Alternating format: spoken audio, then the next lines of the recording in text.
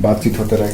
आज हम लोग उस चैप्टर पे बात करने वाले हैं जिससे सवाल अक्सर एग्जाम में, परीक्षा में पूछा जाता है। टॉपिक है हमारा प्लासी का युद्ध। प्लासी का युद्ध हमें कई संदेश देता है। प्लासी के विजय के उपरांत एक तरह से यह संदेश चले गया कि अब अंग्रेजों को चुनौती देने वाला या उनका हाथ पकड़ने वाला भारत में बहुत कम ही लोग बचे हैं। ये 1761 तक, अगर हम देखें 1757 से लेकर के 1761 आते आते पानीपत के तृतीय युद्ध, third war of Panipat, Panipat के युद्ध के बाद ये घोषित हो गया, डिक्लेयर हो गया कि भारत में किसी का हुकूमत होगा, किसी का गवर्नमेंट होगा, सरकार होगी तो वो अंग्रेजों की होगी, क्योंकि अब इनको रोकने वाला कोई नहीं था। और इसकी आरंभ हुआ पलासी के युद्ध से। पलासी के युद्ध कई संदेश देता है। पलासी के युद्ध से भारत के इतिहास को कई सबक मिलता है। सबसे पहले तो ये कि भारतीय हमेशा ही, चाहे यहाँ पे कोई भी आ जाए, मुसलमान हो, हिंदू हो या कोई भी कम्युनिटी आया हो, इस भूमि की, इस मादरे वतन की, इसके फिजा में एक आप कह सकते हैं कि एक ऐसी नेचर है या प्रकृति है कि लोगों को गद्दार बना ही देता है।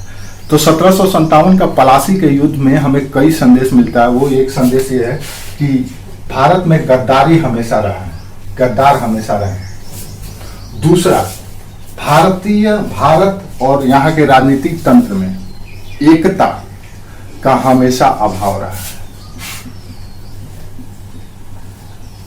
एकता का, राज्यों के बीच में एकता का हमेशा अभाव रहा है।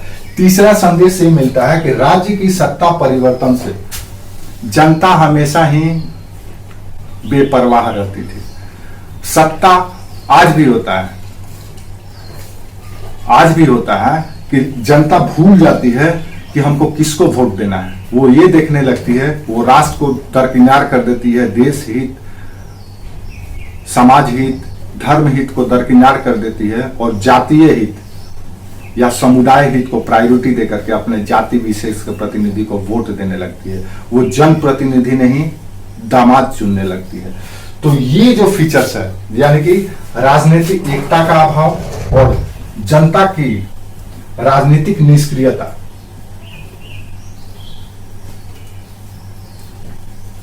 राजनीतिक निष्क्रियता यहां से मिलता है। पलासी के युद्ध से हमें कई संदेश मिलता है। गद्दारी, राजाओं या राजवंशों या राजघरानों में एकता का अभाव, जनता की राजनीतिक निष्क्रियता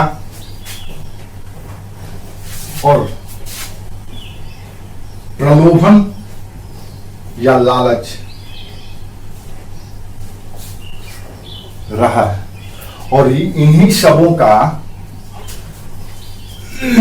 प्रकटीकरण है पलासी का युद्ध। और इन्हीं सबों के वजह से चंद अंग्रेज सैनिक, जिसमें भारतीय भी शामिल थे, ऐसा नहीं थे कि सब के सब यूरोपियन ही थे, इसमें भारतीय भी शामिल थे, चंद अंग्रेज सैनिक मिलकर के सिराजुद्दौला को, जो उस समय बंगाल का नवाब था और भारत के शक्तिशाली राज्यों में एक राज्य था बंगाल सूबा, उसको पराजित कर दिया जाता है, हरा दिया जाता है। कुछ गद्दार लोगों के वजह से, राजवंशों या राजघरानों या राजतंत्रीय एकता के अभाव के वजह से जनता की निष्क्रियता। जनता की निष्क्रियता इसलिए कर रहे हैं क्योंकि अगर इस युद्ध में जीत करके जब सेना, अंग्रेजी सेना वापस आ रही थी पलासी से, तो 2500 सिपाही सैनिक थे। अगर जनता सड़क पे खड़ा होकर के एक एक पत्थर भी मारती तो अंग्रेज सैनिक और सिपाही मार जाते और बंगाल को कब्जे में नहीं ले लेते। लेकिन जनता क्या कर रही थी, उनको फूल बरसा रही थी रास्ते में। जब वो पलासी का युद्ध जीत करके वापस आ रहे थे तो अंग्रेजों पर सड़क के किनारे खड़ा होकर के जनता फूल बरसा रही थी। तो इसका मतलब यह है कि जनता को सत्ता परिवर्तन से कोई फर्क नहीं पड़ता था। क्यों नहीं पड़ता था? क्योंकि उनको पता था चाहे कोई भी नवाब आ जाए, कोई भी सुल्तान आ जाए, सब के सब उसी तरह से करेंगे। जैसे आज भी जनता सोचती है कि यार सब नेता तो चोरे होता है, तो राजनीतिक निष्क्रियता आज भी है, और ये प्रलोभन और लालच हमेशा से ही भारत में रहा है। इसमें हम लोग अपना राजपाट भी गंवाए हैं, और कुछ फकीर से फकीर व्यक्ति भी राजा बन गया है। हमारे यहाँ यही एक विशेषता है कि हमारे यहाँ डकैत भी साधु बन जाता है। ये सनातन संस्कृति का ही देन है कि हमारे यहाँ डकैत भी साधु बन जाता है, सन्यासी बन जाता है। कई ऐसे लोग हैं जो कभी चोर थे, डकैत थे, बाद में उतना ही बड़ा संत बने। तो पलासी के युद्ध को आपको समझना होगा। पलासी का युद्ध क्यों हुआ, इससे आइए हम लोग देखते हैं। इसके कई आयाम हैं जिसको आपको समझना है। ये मेंस में भी पूछे जाते हैं। सबसे पहले तो ये क्या है, दूसरा क्यों या कारण इसका क्या, और तीसरा इसका परिणाम। ये चार आयाम अपने जहन में रखें कि पलासी का युद्ध क्या है, क्यों हुआ, और इसका परिणाम क्या हुआ। ये तीन चीज आपको जानना है, ठीक है। पलासी के युद्ध दरअसल एक तरह से अंग्रेजों की राजनीतिक महत्वाकांक्षा और व्यापारिक उद्देश्य दोनों को लिए हुए था। राजनीतिक महत्वाकांक्षा इसलिए था ताकि अधिक से अधिक व्यापारिक फायदा उठाया जा सके। पलासी के युद्ध दरअसल ये बंगाल की एक घटना है। बंगाल में एक जिला है नदिया, उसी में नदिया में ही एक नदी है भागीरथी। ये ज्योग्राफी का भी क्वेश्चन है, पूछा जा सकता है। भागीरथी सिर्फ हिमालय वाला नहीं, ये भी एक भागीरथी नदी है, और यहीं पे एक गांव है पलासी। इसी पलासी में, हाँ, गांव पलासी है, भागीरथी नदी के तट पर है, और बंगाल में, बंगाल सूबा में। इसी जगह पर अंग्रेज और बंगाल के नवाब है। इसमें दो पक्षकार हैं, एक तरफ है नवाब जो बंगाल का नवाब है, दूसरा है अंग्रेज। इन्हीं दोनों के बीच में लड़ा गया था, ठीक है। लड़ा कब गया था, यही जून का महीना था, गर्मी, भीषण गर्मी का महीना था। 23 जून 1757 की बात है। ये डेट भी याद रखिएगा, हम डेट अक्सर नहीं बोलते हैं कि याद रखना है, लेकिन इसको याद रखिएगा। 23 जून 1757 की घटना है। अब आइए हम इसके पृष्ठभूमि में चलते हैं कि पलासी का युद्ध क्यों हुआ। पलासी के युद्ध से पहले अंग्रेज फ्रांसीसियों के खिलाफ कर्नाटक युद्ध में फतह हासिल कर चुके थे, ठीक है। तो अंग्रेजों का मनोबल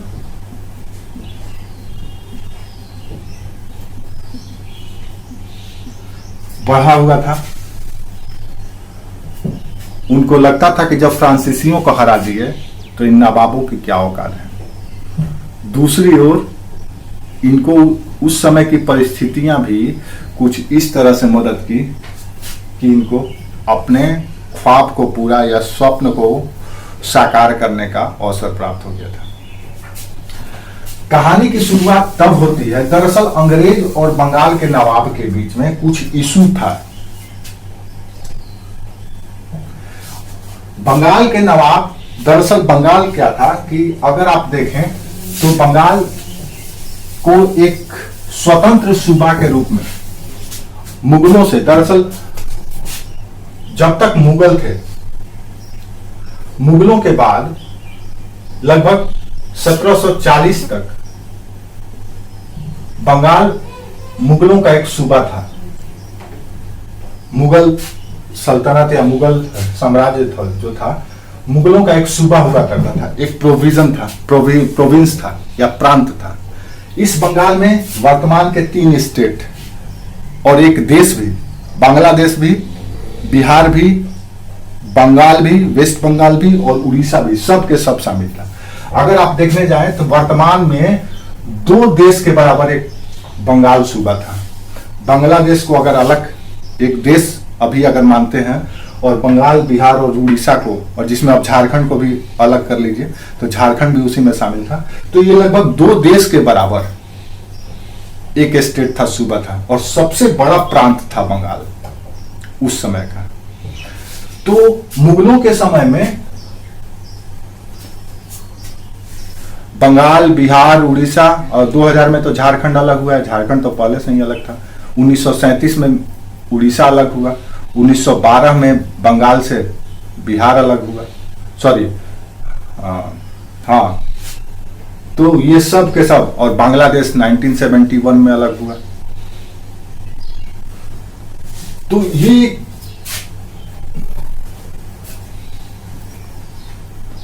तो मैप पे, मानचित्र पे सबको अलग अलग कर दिया गया, राजनीतिक प्रशासनिक रूप से इसको अलग कर दिया गया।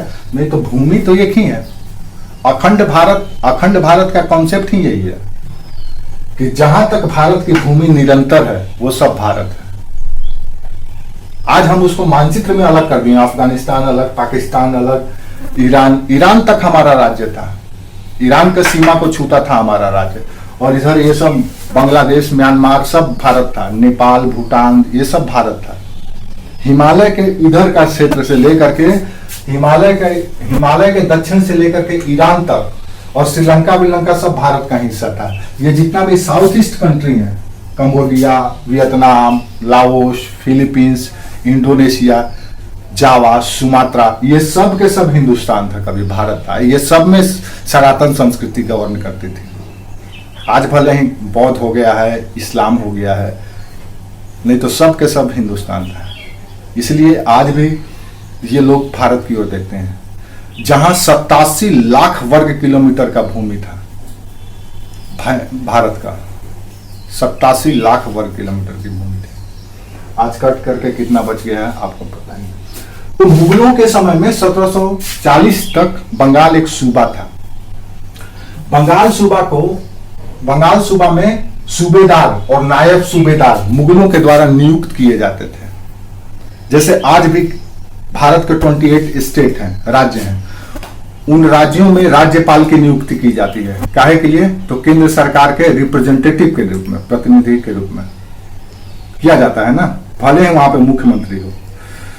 तो मुख्यमंत्री चुनाव लड़ करके वहां का राज्य का प्रमुख बनता है, लेकिन यहां पर केंद्र से अपॉइंट किया जाता था। और ये जो नवाब बनता था यहाँ का, या सूबेदार जो बनता था, वो कहीं ना कहीं इसी वंश का या इसी कुल का प्रतिनिधि, सक्सेसर होता था। एक ही सूबा का प्रमुख सूबेदार हो गया। सूबा कहो, प्रांत कहो, राज्य कहो, एक ही चीज है, ठीक है। तो नियुक्त किया जाता था। 1740 में नायब सूबेदार हुआ करता था अलीवर्दी।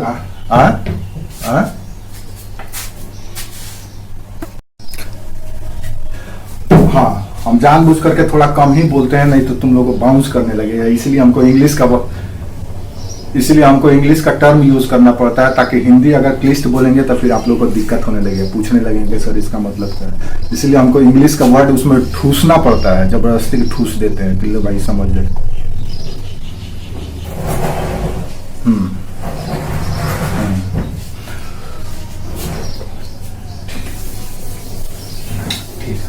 तो वर्ष 1740 तक की स्थिति यह है कि बंगाल मुगलों का एक प्रांत की तरह है, सूबा की तरह है। और यहाँ पे 1740 ईस्वी में बंगाल का जो नायब सूबेदार था सरफराज खां को हरा करके, युद्ध में हरा करके अलीवर्दी खां बंगाल का नवाब बन जाता है।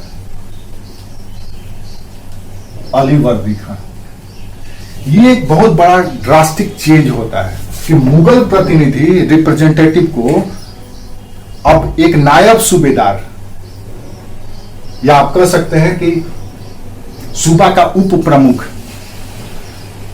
युद्ध में पराजित करता है और राज्य को हड़प लेता है। अलीवर्दी खां, अलीवर्दी खां एक युद्ध में बंगाल के तत्कालीन नवाब सरफराज खां को 1740 में हराता है और हरा करके स्वयं बंगाल का नवाब बन जाता है। अब ये पहली बार ऐसा शुरू हो गया कि मुगल प्रोविंस को धीरे धीरे महत्वाकांक्षी लोगों के द्वारा हड़पा जाने लगता है। जैसे दक्षिण में वैसे ही अब इधर भी शुरू हो गया, यानी मुगल सत्ता अब कमजोर हो गई है केंद्र में। औरंगजेब के बाद मुगल सत्ता धीरे धीरे टूटने लगी। जैसे कांग्रेस जब तक अलीवर्दी खान नायब सूबेदार था बंगाल का, सब सूबेदार था, ये नियुक्त किया गया था मुगलों के द्वारा ही। जैसे मान लो कि प्रधानमंत्री, जैसे कि मान लो नीतीश कुमार थे, नीतीश कुमार अपने समय जीतन राम मांझी को बिहार का मुख्यमंत्री बना दिए थे, वो ये समझ करके कि मेरा रिमोट पे चले गए, लेकिन वो सारा सत्ता अपने हाथ में केंद्रित कर लिया। जैसे नरेंद्र मोदी जैसे ही बीजेपी के प्रमुख बने, सर्वे सर्वा बने, देन उन्होंने वो बूढ़े मानसिकता वाले लोगों को साइड में कर दिए, जैसे अडवाणी, यशवंत सिन्हा जैसे लोग, और जोशी, मुरली मनोहर, ये जो लोग थे, जो आप कह सकते हैं सॉफ्ट हार्डकोर वाले लोग, जो लोग थे, मुलायम फ्लेक्सिबल बीजेपी या लचीला बीजेपी वाले जो लोग थे, उनको साइड कर दिया गया और कट्टर लोग आए बीजेपी में। अब युवा चेहरा आया नरेंद्र मोदी के समय से, जो डिफेंसिव मोड में नहीं खेलता है बल्कि अटैकिंग मोड में खेलता है। तो ये जो फितरत है राजनीति में होता रहता है। राजनीति में एक पक्ष का संकट दूसरे विरोधी पक्ष के लिए अवसर होता है। तो जब मुगल सत्ता कमजोर हुआ, औरंगजेब के बाद कोई ऐसा सक्सेसर या उत्तराधिकारी हुआ ही नहीं जो पूरे भारत को एक सूत्र में बांध सके, तो वैसी स्थिति में छोटे छोटे राज्य अपने आप को स्वतंत्र करने लगे। उसी का एक उदाहरण है बंगाल में अलीवर्दी खां का सत्ता हड़पना। अलीवर्दी खां बंगाल का स्वयं नवाब बन बैठा, ठीक है। और अलीवर्दी खां ने कुछ पैसा दे करके तत्कालीन मुगल बादशाह मुहम्मद शाह को कुछ पैसा दिया और पैसा दे करके कंफर्मेशन ले लिया, यानी पुष्टि पत्र ले लिया कि बंगाल का नवाब अब अलीवर्दी खां होगा। तो यहां से अब हमारा स्वतंत्र बंगाल की मध्यकालीन राजनीति शुरू होती है। अब इसको आप मुगल राज्य के रूप में मत समझिए, बल्कि एक स्वतंत्र राज्य के रूप में समझिए।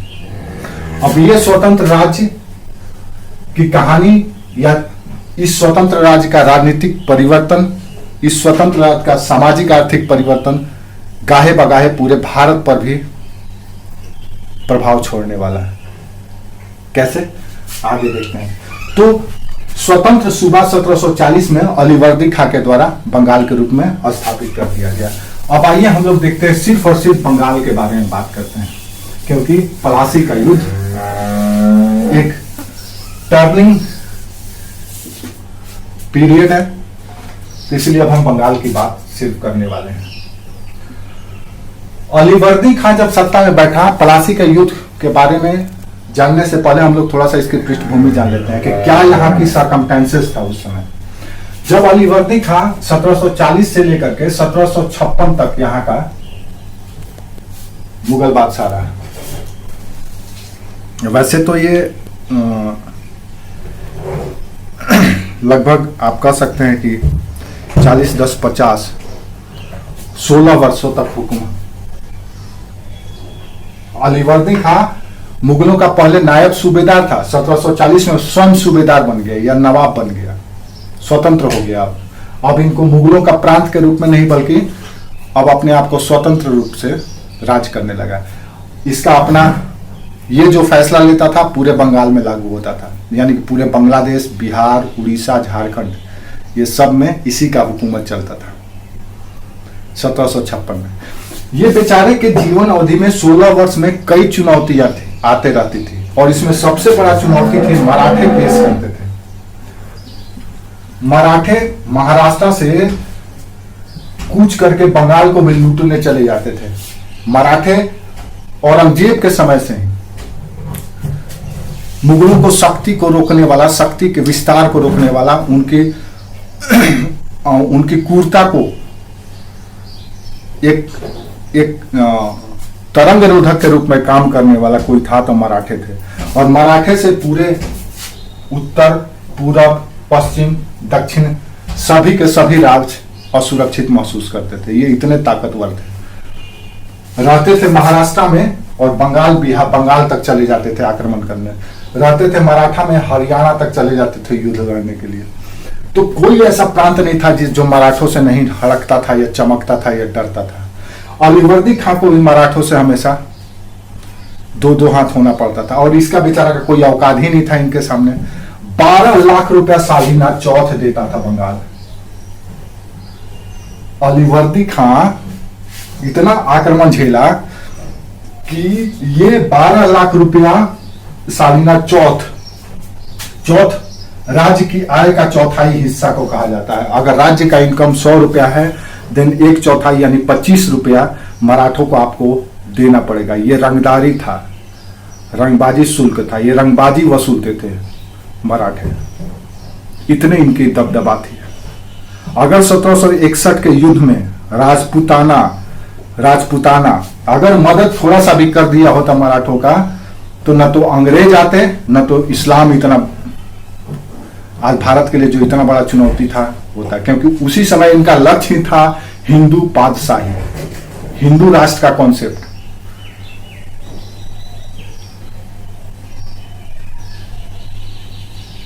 क्या क्या नहीं किया?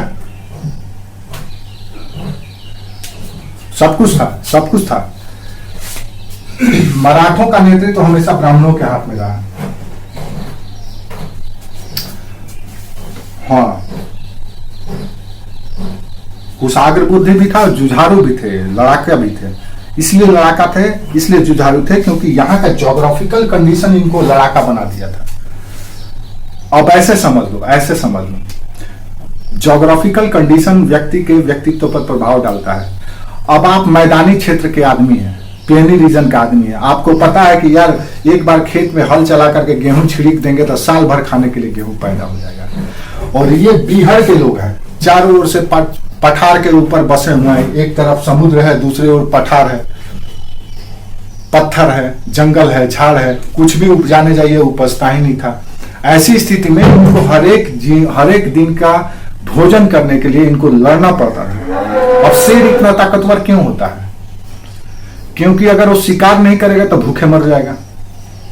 उसको जान जोखिम में डाल करके भी शिकार करना ही है, इसीलिए वो इतना ताकतवर है। उसको मिल जाता अगर घास खाने का मिल जाता कि घास से ही उसका पेट भर जाएगा, तो इतना ताकतवर कदापि नहीं होता। तो मराठे इसलिए इतना ताकतवर थे क्योंकि ये बिहार के लोग थे, जंगल के लोग थे, पहाड़ी लोग थे, इनका कुछ उपज नहीं होता था।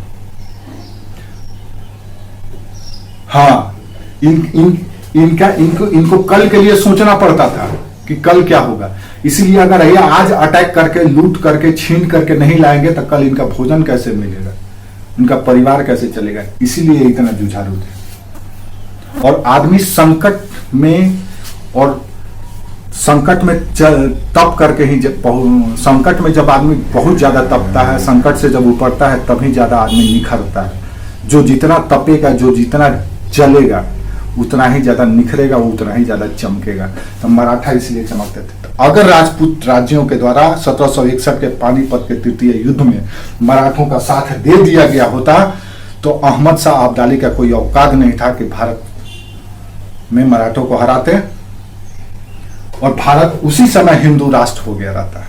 शिवाजी का, पेशवा का मिशन ही था हिंदू पातशाही, हिंदू राष्ट्र, हिंद स्वराज। और इनकी वजह से ही दक्षिण में इस्लामीकरण रुका। इनके वजह से ही उत्तर भारत में भी मुसलमानों का या इस्लामिक सत्ता का प्रभाव कम रहा, इनके डर से। औरंगजेब अपने समय का सबसे ब्रूटल शासक था, सबसे क्रूर शासक था, सबसे कट्टर शासक था। कुरान के अनुसार, शरिया के अनुसार रूल करता था, लेकिन उसको भी रोका गया सिर्फ और सिर्फ इसी मराठा राज की वजह से। ठीक है, तो 12 लाख रुपया इसको चौक देना पड़ता था। दूसरी ओर अलीवर्दी खां के समक्ष न सिर्फ मराठे चुनौती थे, बल्कि इस समय जो व्यापारिक कंपनियां थी, अंग्रेज और फ्रांसीसी, इनसे भी ये हमेशा सतर्क रहता था। इसके सामने अलीवर्दी खान के सामने जो दूसरी चुनौती थी इन व्यापारिक कंपनियों की भी थी।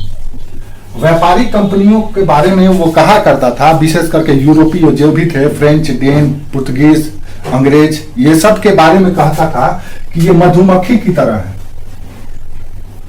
अलीवर्दी खान इनको यूरोपियों को कहा करता था कि ये मधुमक्खी की तरह है, इनसे उलझना मत, प्यार से इनका शहद निकाल लो, अगर उलझोगे तो डंक मार मार के तुमको मुआ देंगे। और ये चीज ये हमेशा अपने जेहन में रखता था और अपने सक्सेसर को भी, ये अपने इर्द गिर्द शुभचिंतकों को भी ये बात कहा करता था। दूसरी ओर ये नहीं चाहता था कि व्यापारिक कंपनी राजनीति में हस्तक्षेप दे। हाँ, वो चाहता था कि ये व्यापारिक कंपनी है, कमर्शियल कंपनी है, तो कमर्शियल कंपनी सिर्फ और सिर्फ अपना व्यापार करे और जाए। इसीलिए हमेशा इनसे सावधान रहता था और कहता था कि ना तो आप किलाबंदी कीजिए, ना तो आप सेना रखिए। और मिला जुला करके 1756 तक बंगाल को, अपना राज्य को, सूबा को बचाए रखा। 1756 में अलीवर्दी खां का कोई अपना संतान नहीं था। उसकी सबसे छोटी बेटी का एक बेटा हुआ जिसका नाम था सिराज या सिराजुद्दौला। एक बेटा नहीं था, बेटी थी। 3 बेटी थी, उसमें सबसे छोटी बेटी का संतान था, यानी नवासी था, नाती था सिराजुद्दौला। अपने जीवन काल में ही अलीवर्दी खान ने सिराजुद्दौला को बंगाल का नवाब डिक्लेयर कर दिया था, ताकि आगे कोई कंट्रोवर्सी ना हो, विवाद ना हो कि कौन बनेगा बंगाल का नवाब।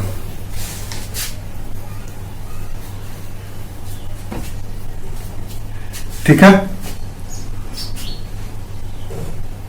1756 में बंगाल का नवाब घोषित कर दिया गया। अब यहीं से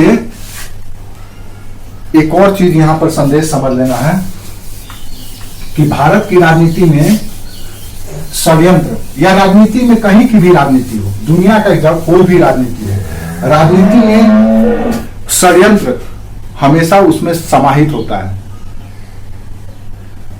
राजनीति में षड्यंत्र और कूटनीति, ये दोनों, वो कभी अलग नहीं हो सकता है।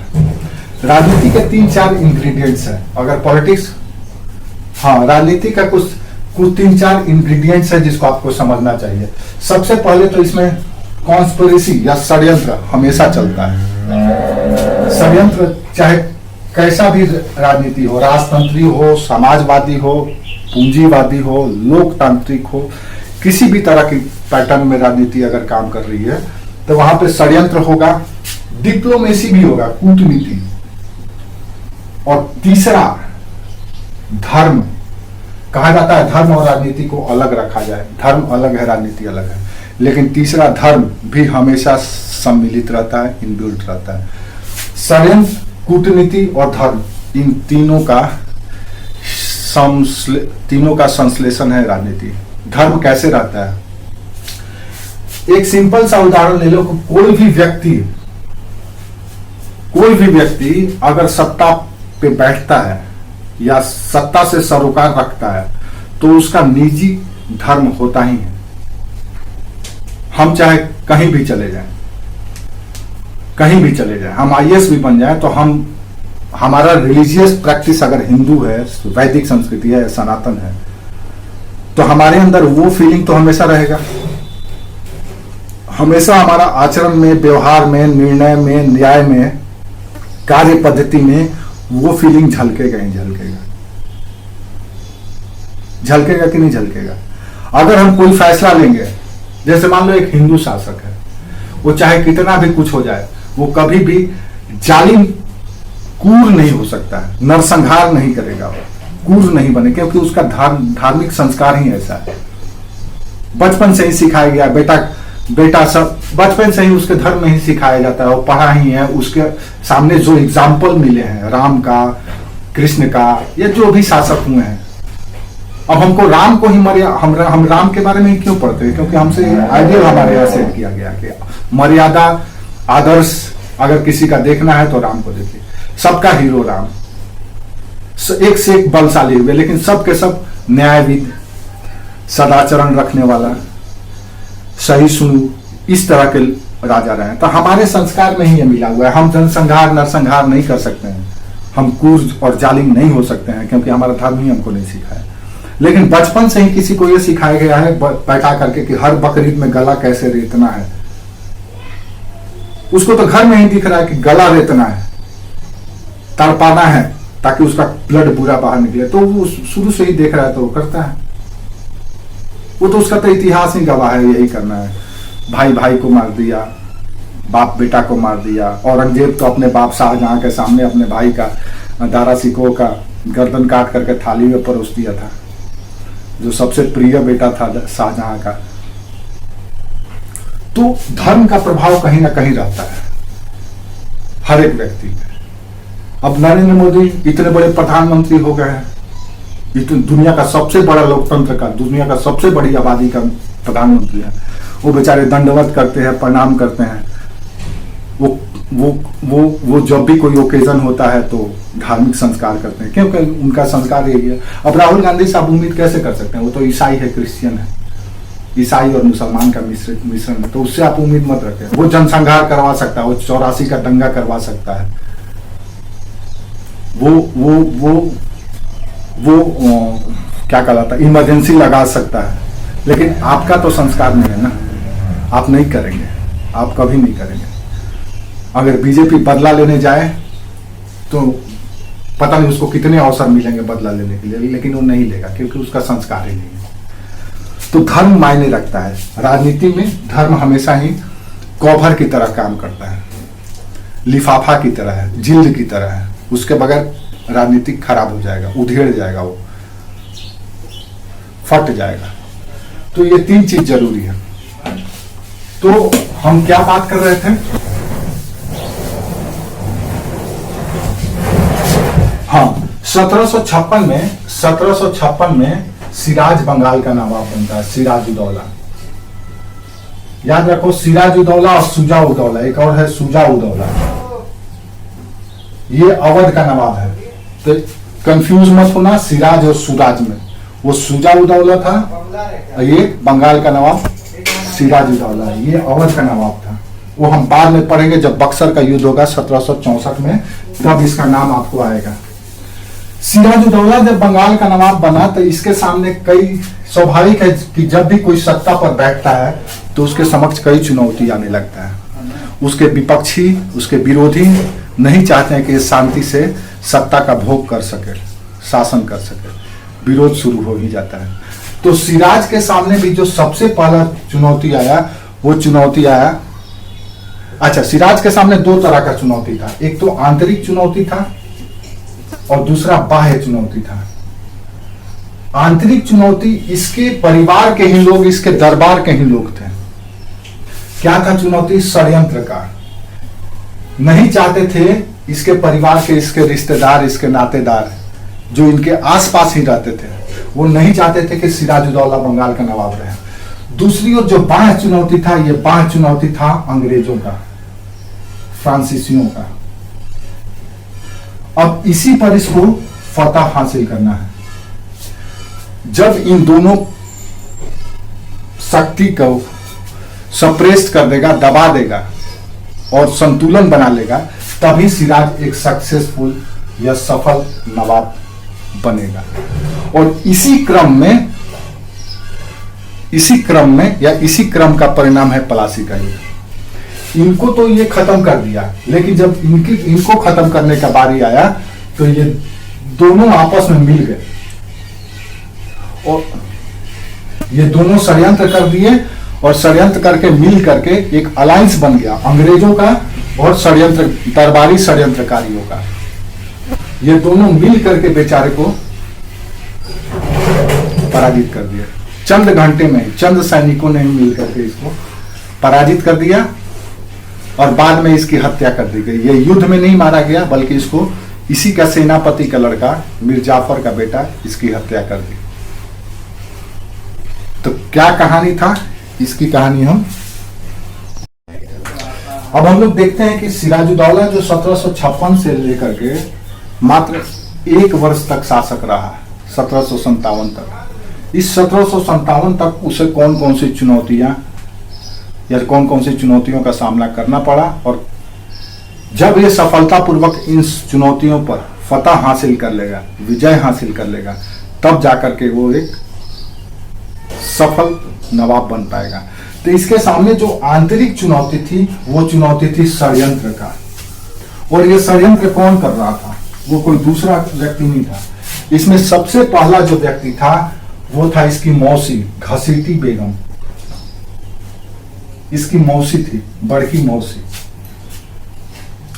दूसरा था इसी का घसीटी बेगम का पुत्र था शौकत जंग। तीसरा था मीर जाफर का ही दामाद था, सिराजुद्दौला का ही दामाद था। सिराजुद्दौला का क्या कहलाता है,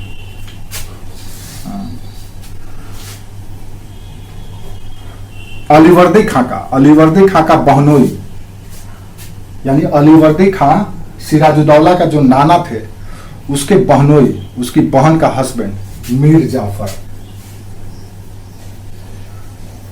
एक और व्यक्ति था इसका अलीवर्दी खां का एक दीवान था, वित्त मंत्री कह सकते हो, राय दुर्लभ। और एक और व्यक्ति था जो बंगाल का धन्ना सेठ था, अमीन चंद, अमीचंद या अमीन चंद। ये सब के सब लोग नहीं चाहते थे, ये नाम याद रखना, ये नाम से सवाल पूछे जाते हैं। ये सब के सब लोग, ये देख लो कैसा आकार बन गया, शू के आकार, जूता का आकार बन गया, बूट जो होता है ना बूट की तरह बन गया। तो ये लोग नहीं चाहते थे, ये यहाँ पे इसका हील बन गया। ये चाहते थे कि ठोकर मार करके सिराजुद्दौला को बंगाल से बाहर कर दिया जाए। और अमीन चंद बंगाल का एक धन्ना सेठ था जो राज्य को पैसा दिया करता था, राज्य को कभी पैसे की जरूरत पड़ती थी तो। जैसे आज भी देखो बड़े बड़े नेता, बड़े बड़े राजनीतिक दलों को बड़े बड़े कॉरपोरेटर फंड देते हैं, चंदा देते हैं, इसीलिए तो उनके लिए संसद में कानून बनाया जाता है। अडानी अंबानी जो भी हो बिजनेसमैन लोग, क्योंकि राजनेता और बिजनेसमैन कॉरपोरेट जीजा साला का संबंध होता है। दोनों के बीच में, कॉरपोरेट और पॉलिटिशियन, इन दोनों के बीच में जीजा साला का संबंध होता है। दोनों एक दूसरे का ख्याल रखते हैं, नहीं रखेंगे तो फिर दोनों को दिक्कत हो जाएगा। इनको पैसा चाहिए अपने राजनीति चमकाने के लिए, सत्ता हासिल करने के लिए, शक्ति हासिल करने के लिए, और कॉरपोरेटर को चाहिए बिजनेस करने के लिए माहौल, फेवर में कानून, भूमि, संसाधनों पर नियंत्रण, जो राजनेता ही देते हैं क्योंकि अथॉरिटी उन्हीं के पास है। तो ये सब के सब मिल करके सिराजुद्दौला को बंगाल की सत्ता से हटाना चाहते थे और चाहते थे कि शौकत जंग घसीटी बेगम का बेटा बंगाल का नवाब बन जाए। और ये शौकत जंग घसीटी बेगम से ये निपट तो लेता है, इनको सीधे निपट लेता है, लेकिन ये लोग हमेशा उसके साथ रहते हैं और रहते हुए भी उसके पीठ में छुरा घूमते हैं। और ये लोग मिल करके अंग्रेजों के साथ 1757 में बेचारे को मुंह के बल गिरा देते हैं, धक्का दे देते हैं। बस ऐसे समझ लो कि चढ़ जा बेटा सूली पे, भला करेंगे राम, ये इस तरह से लोग करवाए। ठीक है, तो आंतरिक चुनौती में ये दरबारी षड्यंत्र सबसे पहला शामिल है, जो उसके परिवार से ही मिलता है। इन सारे चुनौतियों पर क्रमवार निपटना सिराजुद्दौला शुरू करता है। सबसे पहला क्या करता है कि घसीटी बेगम से निपटता है। घसीटी बेगम जिस धन और संपत्ति के बदौलत ये उछल रही थी और जो ख्वाब पाल करके रखी थी, वो सब के सब इनकी धन संपत्ति को छीन करके इनको शांत कर देता है। हत्या नहीं करता है, मारता नहीं है, लेकिन इनकी संपत्ति छीन करके इनको खत्म कर देता है। ठीक है, दूसरी बारी आती है मौसेरा भाई का, शौकत जंग का। तो ये शौकत जंग उस समय पूर्णिया का नवाब था। पूर्णिया जो कि बंगाल सूबा का ही एक छोटा सा सब सूबा था, उसी का नवाब था शौकत जंग। इसको एक युद्ध में, मनिहारी के युद्ध में,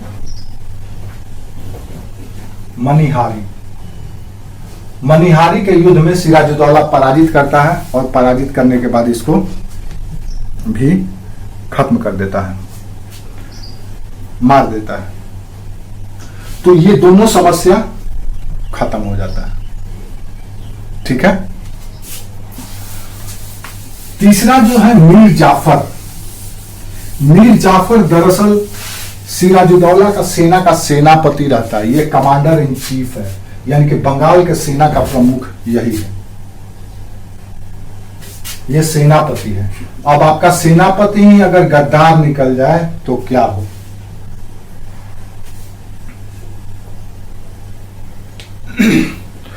तो इनको भी संतुलित करने का एक उपाय करता है।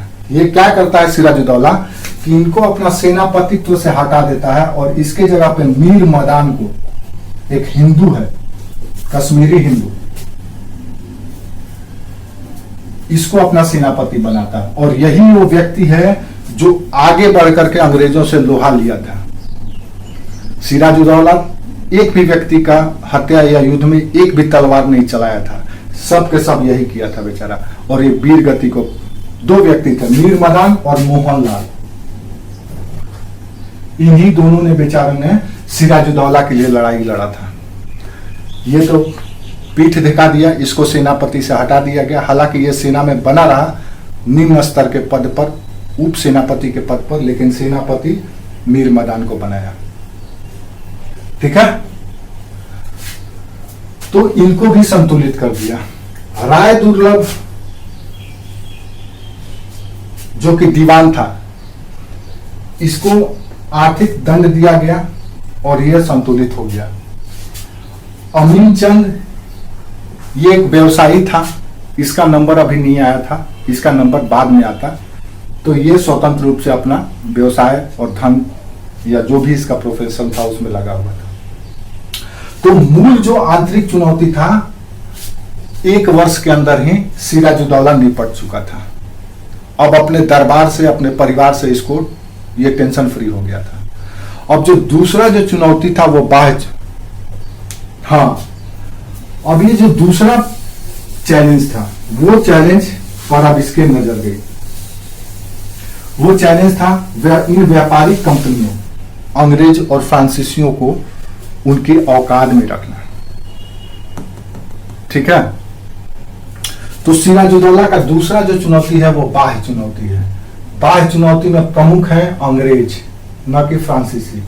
फ्रांसीसी इसलिए नहीं क्योंकि जब सिराजुद्दौला फ्रांसीसियों को कहता था कि तुम किलाबंदी मत करो, तुम अपने फैक्ट्री को घेर करके मत रखो, उसमें सेना मत रखो, अपना मुद्रा मत जारी करो, तो वो नहीं किए, क्योंकि बेचारे ऑलरेडी पिछले बार अंग्रेजों से हारे हुए थे, उनका मनोबल टूटा हुआ था। उनको राज्य से, फ्रांस की सरकार से, फ्रांस के राजा से वो सपोर्ट नहीं मिलता था जो सपोर्ट अंग्रेजों को उनके नेटिव कंट्री या मदर कंट्री से मिलता था, वहां के राजघराने से मिलता था। तो ये बेचारे का मनोबल थोड़ा सा डगमगाया हुआ था, डोला हुआ था, इसलिए ये सीधे सिराजुद्दौला से पंगा नहीं ले रहे थे। लेकिन और अंग्रेजों का तो मनोबल एकदम हाई पे था, चरम पर था। तो अंग्रेजों के साथ इनका सबसे बड़ा टक्कर होने वाला था। अब अंग्रेजों के साथ समस्या क्यों अंग्रेजों के साथ लड़ाई सिराजुद्दौला को करना पड़ा, या क्यों मनमुटाव हुआ? तो औरंगजेब और अंग्रेज थोड़ा सा आप कह सकते हैं कि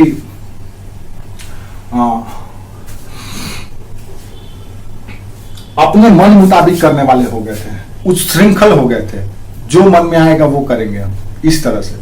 दरअसल सिराजुद्दौला नहीं चाहता था कि अंग्रेज किलाबंदी करें, वो नहीं चाहता था कि वो किसी भी तरह का दरबारी षड्यंत्र में, दरबार के षड्यंत्र में या राजनीति में हस्तक्षेप करे।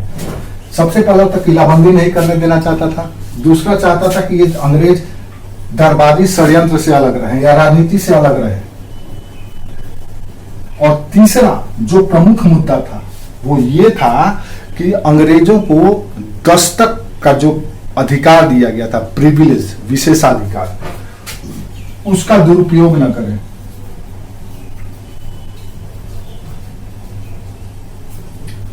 अब ये दस्तक क्या है, ये पूछा जाता है। दस्तक की भी अपनी एक कहानी है। दस्तक दरअसल एक प्रिविलेज पत्र की तरह था, विशेषाधिकार पत्र की तरह था। जैसे होता है ना, आप एक वीवीआईपी हैं या वीआईपी हैं, देन आपके पास कुछ कार्ड होता है, आप उसको दिखा देंगे तो अगर आप कहीं जा रहे हैं तो आपको विशेष तरजीह दी जाती है, विशेष सम्मान दिया जाता है। अगर गाड़ी से जा रहे हैं तो टोल टैक्स नहीं देना पड़ेगा। किसी सार्वजनिक स्थल पर जा गए हैं तो आप दिखा देंगे, दिन आपको पहले अवसर दिया जाएगा, मौका दिया जाएगा। तो ये दस्तक दरअसल 1717 में फर्रुखसियर के द्वारा जारी किया गया था। मुगल बादशाह फर्रुखसियर, याद रखो, फर्रुखसियर के द्वारा अंग्रेजों को दिया गया था दस्तक। दरअसल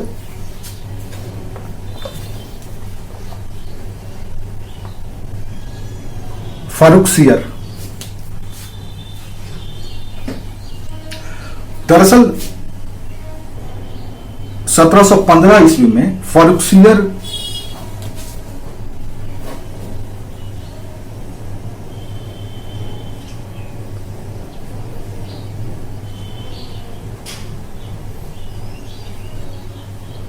के पास जॉन सुरमन के नेतृत्व में, जॉन सुरमन, कुछ अंग्रेज अधिकारी मिलने गए थे। इस दौरान आप कह सकते हैं कि राजनीतिक मिशन था एक, और ये लोग फर्रुखसियर से मिलने गए थे। और उसी समय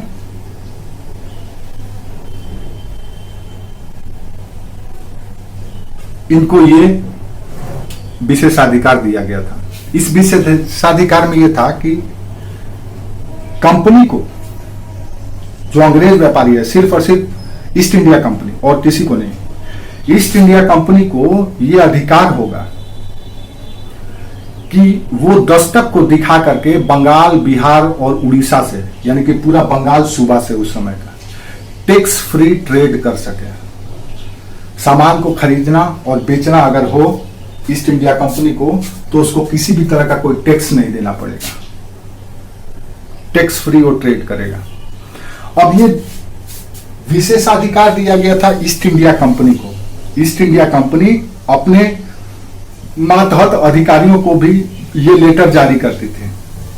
आपको दे दिया गया अथॉरिटी कि आप ईस्ट इंडिया कंपनी हैं, आप अपने अधिकारी जो भी आपसे जुड़े हुए लोग हैं अगर ट्रेड करते हैं तो आप उनको ये लेटर जारी कर सकते हैं। वो लेटर से वो राज्य में टैक्स फ्री ट्रेड कर सकता है, उसको कहीं टैक्स नहीं देना पड़ेगा, चुंगी नहीं देना पड़ेगा। कोई नवाब और उसके अधिकारी आपसे टैक्स नहीं वसूलेंगे किसी भी सामान को खरीदने में और ना तो बेचने में। जैसे आज हम लोग हर एक चीज पर टैक्स देते हैं, गरीब से गरीब आदमी भी टैक्स देता है।